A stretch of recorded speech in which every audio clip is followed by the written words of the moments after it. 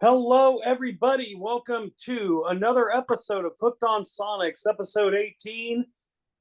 We're Bruce and Tone, ready to bring something to ya. Yes, indeed. What's up, brother? Hey, man, this is gonna be some episode. I'm telling you right now. So, being that this is our 18th episode, does this mean we're now adults in the podcasting world? Yeah, I think it started to grow some hair in the different places, so I think we might be growing up. Yeah. So, just real quick before we get started, if you like what you see and hear here today, please hit like, subscribe, and comment here at YouTube. Also, keep in mind we try to get these things uploaded to Spotify as best we can. It's just a two-man operation here. But if you want to catch us on Spotify, there's plenty of episodes to catch up there. The only other thing I'd like to mention is we are still working towards the Black Sabbath date. We have reached out to some of the guys that are going to be involved in that. We may even have them come onto the show here, just kind of test out network connectivity between everybody and see how that works out. If not, we'll have to figure another way to go about doing it, if possible. Other than that, I think we're going to have a great show this evening. Lots to talk about. A couple great albums, and I think this is our last album for women in music month. Yep, this is going to close it out. Good. So I think this has been a pretty good series. Can't wait for next year to do it again with different artists. And what'd you think of the series? I loved it, and I loved this and the Black History Month series, man. I absolutely loved it. I was not prepared for the first week of Black History Month, but I listened to enough female singers. I was pretty prepared for this thing, or enough female artists in general. But this was a nice ride, man. I enjoyed it. Yeah. Thank you, ladies, for everything that you contribute to all of our world. Absolutely. Salute. Well, speaking of saluting, before we get to the news and everything, what are we drinking? I'd like to know what you've been listening to this week first, Chomp. Really? Okay. If you must know. Go for it. I have done a deep dive on a lot of different Rolling Stones. I found this album. I knew of the album, but I never heard it before. It's called Jamming with Edward. And it's literally, they recorded a jam session. Yeah. With Ry Cooder and some other guy, some pianist. But basically, Keith Richards got pissed off, left the recording studio, and so everyone else decided, hey, let's just jam and figure this out until he gets back. And they pushed record. It was during the Sticky Fingers recording sessions. Really? So, it's so good. I'll have to check that out. Yeah. I will definitely have to check that out. Do me a favor and send me that information. I will. So what have you been jamming to? Just checking out that new Bongzilla track. Got to hear another track off the Dorothea Cottrell album, which is really good. That album's going to be amazing. When's that going to come out again? I think it's April 14th. I could be wrong. I do believe it's in April. But I'm anticipating that and the new Bongzilla album. Still waiting to hear if Church of Misery is going to drop their stuff, dude. I stay glued. Nothing's happening. I think they've wrapped up pretty much the lineup for Muddy Roots, so I'm still weighing in on whether or not I want to go down. I'm a big Suicidal Tendencies fan. I'd love to go see those guys. I'm a little hesitant about going to see Guar in a big old mud pit like that. I'm just not into getting all dirty and muddy like that, man. Don't get me wrong. I don't mind certain situations, but 300 pounds of walking around a big muddy field doesn't feel like a lot of fun. With a bunch of youngsters who don't understand proper etiquette. Well, it's not just that, dude. It's a good vibe from what I see and hear about it. It's such a good vibe, but at the end of the day, there's just it's just the element for me. It's been a long time since I've done a festival show of that kind of gig. You know what I mean? And if I go down there, I don't want to camp. I'm going to get a hotel room. That's for sure. Kate's probably going to come with me. I'll buy your ticket so you can come out too, because it's in Tennessee. And then, my buddy Tom said he'd go with me if I decided to go. But the big things for me on that show is going to be Suicidal Tendencies, DRI, I think, is on the bill. Pro Mags are on the bill, and I've never got to see Pro Mags or DRI. But there's a lot of other bands that are on the bill that I guess are really good bands. I'm not familiar with them, and I was hoping a little more of the doom element would come out, and maybe there is some that I'm just not aware of that's on it. But it looks like it's shaping up to be a pretty big show. A lot of the people who follow the Muddy Roots page are pretty excited by it. So, I mean, if I go, it'll be more of a learning experience to take in as much new music or unaware artist that I am. James Honeycutt, I'm not familiar with that individual. Are you? Name sounds familiar. It sounds familiar, but I think that's another big one on there. There's Amigo the Devil or something like that. It's like there's a few different bands names that have stuck out, but I haven't really got the chance to check them out. Definitely some punk elements and stuff going on there too, man, which I really, really like the idea of that, because I haven't gotten to see too many punk shows in my time. Other than that, man, that's been about it. That's pretty much what I've been checking out. Sorry I talked so much. Thank God. Get a drink. Yeah. So what's that a good swig of? What do we got? That was actually water. Oh. I'm reaching in the fridge because I went down to Cincinnati this weekend and hit up Jungle Gyms and found several somethings that I don't usually find here in Columbus. I could probably find them at Kitty Road Market if I make the journey, but I don't go up there often. You're familiar with my go-to Zombie Dust? Yeah. From Three Floyds Brewing Company. Mm-hmm. This is called Zombie Ice. Ah. Nice little. I have actually seen that down here in Tennessee. Wicked little can. I think it rings in at a solid 8.5. Oh. I had one of these while I was walking around down there in Jungle Gyms. They had it on tap, and it was actually pretty good. By the time I got done with that big old beer, I think it was a 20 ounce, I was feeling pretty good coming out of the grocery store. Very cool. Yeah. So is it an IPA? They call it an Undead Pale Ale, but it's a double Undead Pale Ale. You probably wouldn't like this. I'm guessing it's more along the lines of an IPA. Okay. Definitely a little more bitter, but I get some killer hops in there, man. Little malt, nice little malt in there too. Okay. But pretty good, man. I like it. I'm glad I picked up a 6-pack. And you, sir, what are you having? It looked awful. Well, I had a great day at work today. So I dusted off. I found a brand new Kraken gold spiced rum. I've never seen this before. So I picked it up and been cracking it open pretty good. Mixed with a little Coke, and it tastes pretty darn good. Is the proof any different? Proof is different. I believe it is 70 proof. That would explain the lighter color. Yeah. It's fine. I mean, almost like Kraken Light.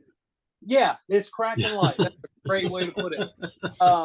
I love the black spice rum that they got. I love it. Yeah. I love it. I love rums too, dude. I haven't drank a rum on the episode. If I do, I'll probably just kill a bottle on the episode. There you go. Why not? Hey, I can do it. Never know. I believe I'm part pirate. I just don't know where. Hey, see? And in honor, again, got my Buccaneers. Tampa Bay. Hey, actually, as a matter of fact, we're getting ready to take our trip out of Tampa Bay next year to go to Mexico again. Very sweet. Which part of Mexico? Cozumel. Okay. We go down there. We usually take the excursion that puts us on the island where they shoot the Corona commercials. Okay. It's a lot of fun. Sweet. But now that the formalities are over, let's ring in some news real quick. This is going to be a blitzkrieg of news coming from you and all of you listening. Blitzkrieg. So no doubt about it. I'll give credit where credit's due. Get a lot of my news from blabbermouth.net. Just if it's incorrect, then please don't be mad at me. Blame don't be upset with them. They're doing the best they can. So looks like we got some tours coming up. Avenged Sevenfold tour, Cradle. No. Godsmack and Stained announced a tour. And other things going on. The Butcher Babies looking to release a new album. Cradle of Filth. Candlebox farewell tour. There is some Cradle of Filth news I want to throw out there too. Former Maiden singer suffers a heart attack. Blaze Bailey suffered a heart attack. So he's had to cancel or postpone his tour. So prayers and good luck go out to that fella there. I think Richie Faulkner from Judas Priest said something about the new Judas Priest album going to be coming very soon or almost wrapped up. Mike Muir from Suicidal Tendencies, speaking of those guys again, is going to be releasing a new solo album. I'm looking forward to that. And then one of the craziest things I saw, and I saw paper of these two together before, Cradle of Filth and Ed Sheeran, I think, have done a collaboration. Who? Talk about those, Ed Sheeran. Okay. So I think they're both, him and Danny were caught in a picture in a pub sometime last year, I want to say. And everybody said, wouldn't it be cool if they collaborated? I'm guessing they did, from what it sounds like. So I'll be looking forward to see how interesting that is, to be honest with you. But that's your news, man. Thank you for checking us out. Where you want to go next, brother? Well, I guess we're on to some album reviews. Is that what you want to do? Let's go on to some album reviews. Doing. I think that's what we're doing. Who's first? You know what? You go first. But before you actually get into the album, well, no, here. I did that wrong. You go first, but I'll tell you why we'll tell each other why we picked the albums for each other. What the significance was. Go for it. Sound good? Sounds good. Okay. So I gave you a whole Live Through This with the infamous Courtney Love. Very infamous. Yes. So I gave you this album because when I was listening to that Jewel, I was like, man, what was I listening to? What was really in my wheelhouse when that came out? And it really got my juices stirring. I'm like, I forgot how much I love this album. This album came out, if I remember right after Kurt died. It was recorded in 93, but they didn't release till after he died, which, again, just added to some of the hatred that people had for Courtney already. But the songs were just so good. And they stick with me to this day. But it just took me back to that little angst-ridden teenage kid that I was. I'm like, yeah. So I gave it to you because I love that album. Okay. It has a special place for me. I'm glad it does. And I'm prepared for you to shit all over it. I'm not going to completely shit all over it. And that's just being honest. So let me lay a disclaimer here to our fans at home. If I'm not a fan of something, I'm not a fan of it. That's just all there is to it. The grunge era was a very sore era for me. There are very few bands that came out of the grunge era that I like. Nirvana was not one of them. Nothing personal, aside from the fact that this gentleman came, turned music on its head, and took himself out of the world. It's unfortunate that this person's life took that turn. But, get help. Men's mental health is a big thing that's obviously being talked about nowadays. And I understand that. But, this guy turned music around. And I remember hearing Smells Like Teen Spirit for the first time, because that was the first song everybody heard. Yeah. And I saw the video and I said, man, what's going on here? This is weird, but it's, it kind of rocks. Well, the follow-up tunes just didn't do it any justice for me. So I didn't care for Nirvana. Sorry, it's just the way that it is. And the more I listened to Nirvana or tried to like them, all I heard was whiny, drug-induced whineness. It sounded like somebody decided to pick up a guitar and decide to make music, and it was very whiny and very drug-laden, miserable. I didn't like it. It wasn't for me. Now, of the grunge era, Alice in Chains, Soundgarden, I really like those guys. I really, really, really like those guys. We had alternative around that time too. Not a big alternative fan. We had a lot of electronica and industrial around that time. I do like some of that stuff too. But I am just not a fan of a lot of stuff that was in the grunge era. I'll make that clear. I'm not a big Pearl Jam fan. A few songs I like, I'm not a big fan. So with that being said, moving into this album. If you're a fan of this style of music, this may suit what you were looking for. What I did like very much so about this music was it had this really great punk feel in a lot of the tracks. Okay. But it was unfortunate because her vocal ruined a lot of it for me. Wow. I just heard whining. I just heard whining and complaining. And it's not to be mean. It's just that's what I heard. Okay. Mm-hmm. Whether or not that's what she was doing, whether or not I need to deep dive on the lyrics, I just wasn't feeling this album. So I asked my wife, because she listened to this album with me, and she said, she goes, I said, this was during your time frame. What do you think of this album? Did you dig this when it was out? She goes, no, this wasn't what I was listening to at the time. And Kate's pretty versed in music. But at the end of the day, we both just looked at each other and was like, it's an average album. It's not something it's not something I would want to hear. Right. Yeah. So I don't want to dog all over this album. I don't want to dog all over the musicians. It just wasn't for me. And a lot of this grunge stuff that happened around that time is great because of the punk element. The punk element is the only reason I can give it the score I'm going to give it. Otherwise, this would be completely off my radar.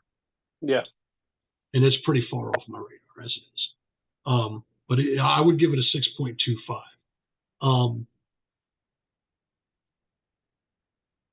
I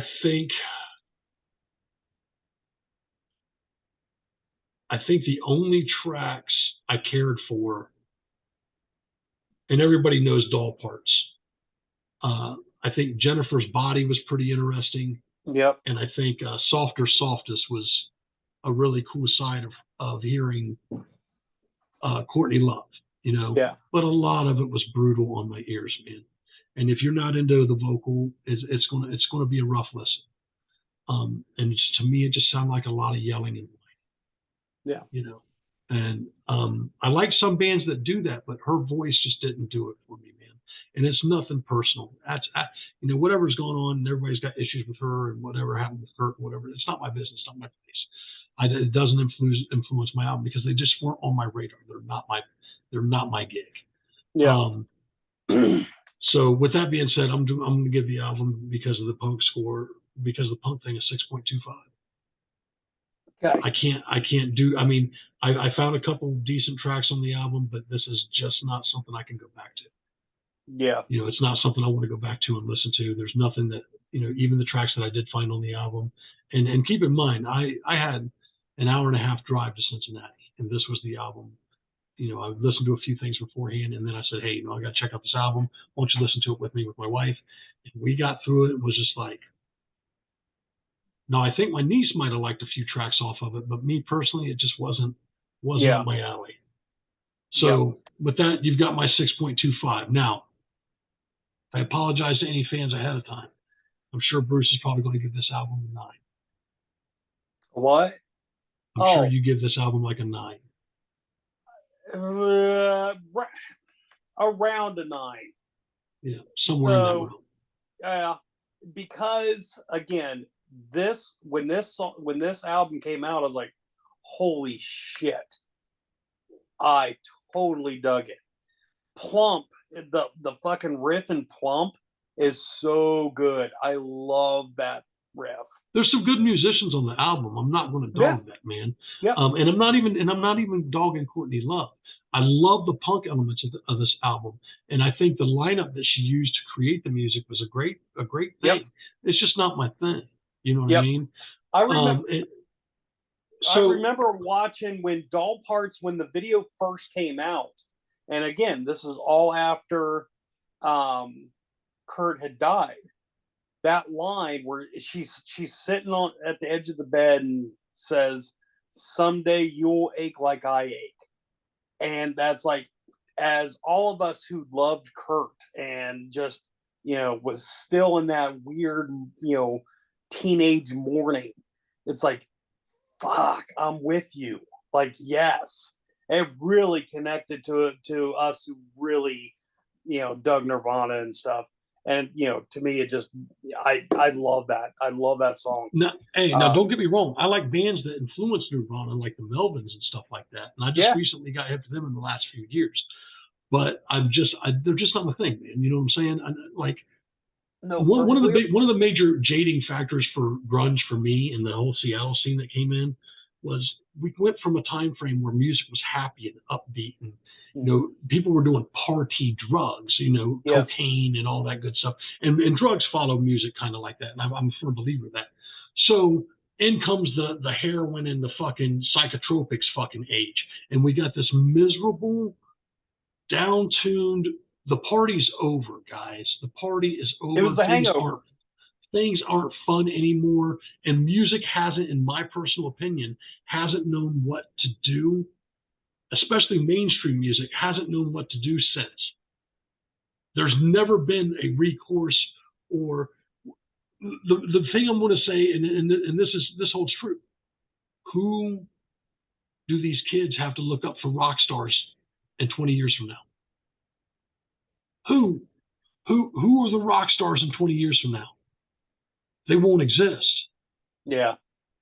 They won't exist, not on the level of Kiss, Journey, Foreigner, Def Leppard, all those bands that have paved the way for rock stardom.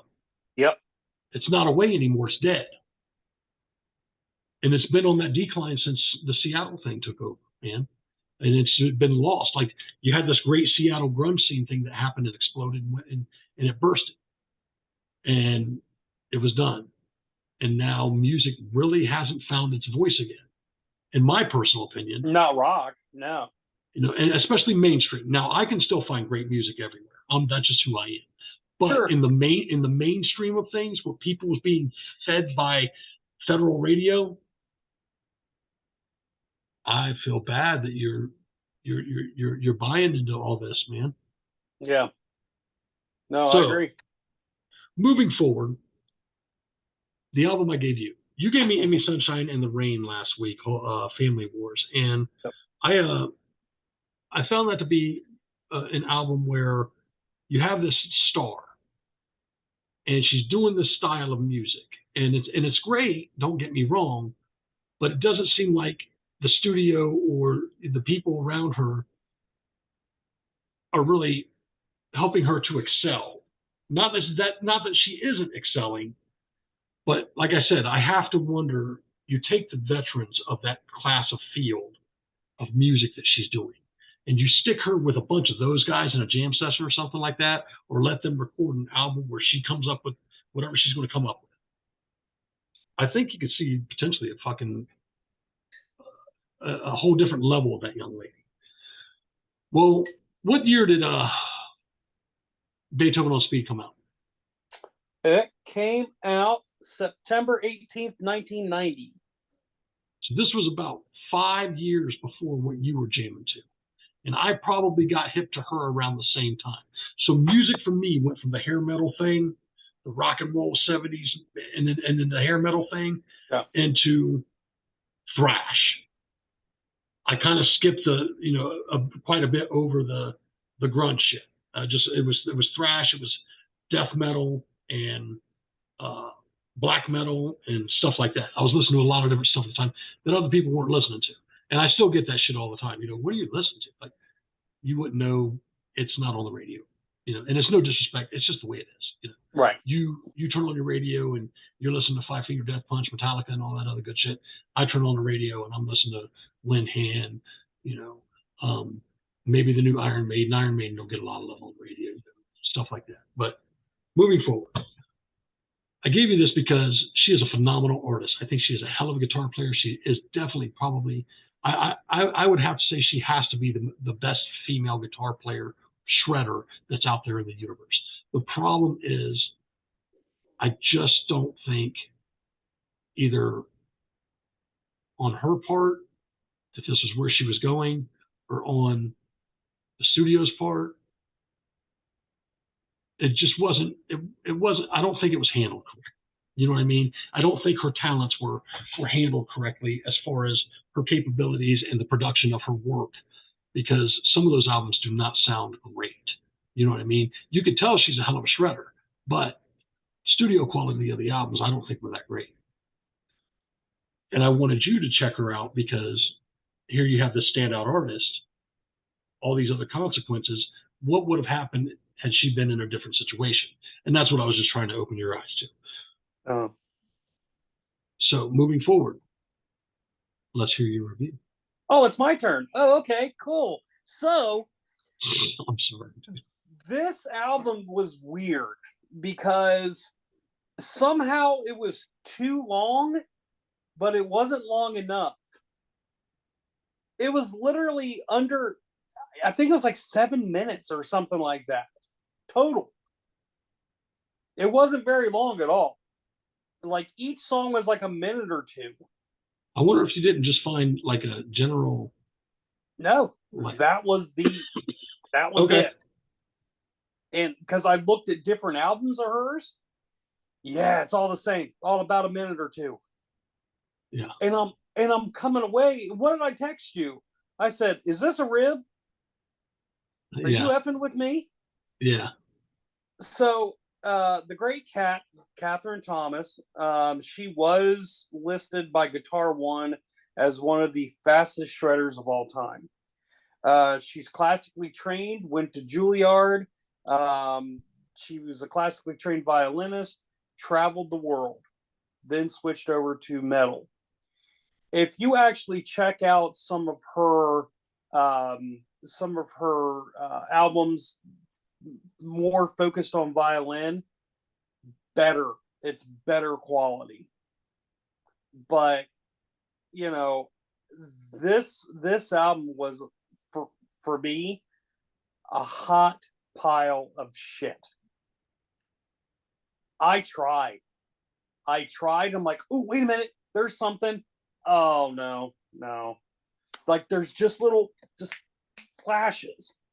And it was just like, there's a lot of tracks that sounded like they purposely sped it up, like they sped the tape up. There was no production value at all to this. It was literally, kind of to your point, is okay, just set her down and let her do her thing, and whatever. Like, there was no direction. And some of these songs, these compositions, they need to be heard fully. And just to kind of minimalize them is just like Beethoven's Fifth Symphony, such a beautiful piece. Is that the one that was? Yeah, I think so. And I loved it. She had a couple of her own she had a couple of her own tracks on there where she's trying to sing. Was Torture Techniques and Islama Fascists. You know, eh, eh. I was actually listening to this with Rhea too. We was driving around, and she kind of looked at me, and I'm like, yeah, I don't get it either. I don't get it either. But again, because I only, it wasn't very long. I'm like, okay, let me listen to some other stuff. And some of the violin stuff was real. There was really promising things in there. I love her look. I think she looks great. But just the musically, dude, it's what I'm telling you, man. So it's on trash. on a bit of a different spectrum, on a Yeah. bit of a different spectrum, and I wanted you to understand that. That's how I kind of fell with the Emmy Rain, man. It's like, God, she's got this amazing voice, but the music behind her just doesn't seem to elevate this individual's Mm-hmm. Yeah. talent. You know what I mean? Yep. Yep. So for me, I honestly, and I struggle to give it to this, I give it a 2. It's understandable. I will never, ever listen to this ever again. Understandable. And it's like, I wanted more, but like, it was like, oh God, I can't take any more. Do you know what it the is for? Do you know what it is thing. for me? It's a 7 for me. It's a hard 7 for me because I like it enough that every once in a while I'll whip that fucker back out and I'll jam that motherfucker because I love that. What is it? Beethoven's Mosh. Yeah. Is that on there or is that on Worship Me or Die? I think that's on something else. I had let's see, Brandenburg's Concerto number 3, Paganini's Caprice number 94, and Fly the Bumblebee. Fly the Bumblebee. I like that one. I love Fly the Bumblebee on its own, not bad. I can respect that. I can respect that. Well, with that being said, man, it looks like we got about 6 minutes left. Ooh. So a solid 2. Yeah. Solid 2. Oh, all right, man. Sorry you couldn't find anything more into it. Unfortunately. But that's been a. I'm giving her a 2 because there is promise on other albums. So I don't want to totally shit on her, the artist. Now, are we doing anything to celebrate next month? Not that I can think of. Okay. So are we going back to our usual shenanigans? Yeah. And tomfoolery. Okay. So what are you picking for me? I haven't decided yet. Do you want me to talk slow? I want to hear what you got. Do a slow reveal. If you come with some more fucking bullshit, no. I'm gonna lay some blatant bullshit on you. Oh, that was pretty blatant. That was not blatant. Oof. If I give it a 7, it was not blatant. So, in honor of this artist getting ready to release his second album all by himself, where he produced, recorded all instruments, and everything, I'm gonna give you his debut album, Wolfgang Van Halen's Mammoth, WVH. I lost your vocal. Oh, hi. Can you hear me? Yeah, I can hear you. I can't hear you. What the hell? Oh, there you are. I just got your vocal back. Weird. So Wolfgang Van Halen's Mammoth. Yep. Mammoth WVH. Yep. Okay. Okay.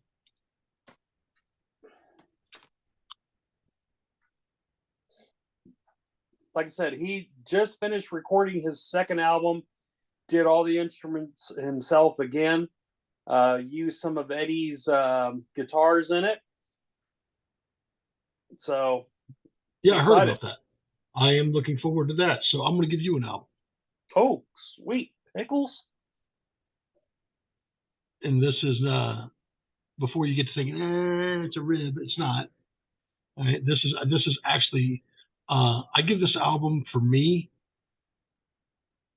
this album gets a I can't. Well, this album's great, dude. I love this album, and it has been in constant rotation, off and on, since I've owned it. And this is going to be a Bath, Abbath, Mm-hmm. his self-titled album, A Bath, Abbath. Okay. This is a fun album. Keep in mind, this is Norwegian Norwegian black metal. You're welcome. Norwegian black metal, but this guy is phenomenal. He comes from the band Immortal. What? Yeah. What? What are you laughing about? Nothing. What? Can't wait to get my fix of Norwegian black metal. It's good stuff. Hey, listen, dude. Listen, this dude, listen, is a riff monster. This guy writes great stuff. You may not care for it vocally, but I'm going to tell you, this is a fucking great album. This is one of the best metal albums I've heard in the last 10 years, in my personal opinion. 2016. Okay, so relatively recent. Yep. Okay. And he's got 2 albums that follow up, man. It may have been 2015. I like some of the stuff on the other albums, but this album just gets constant play in my shit, dude.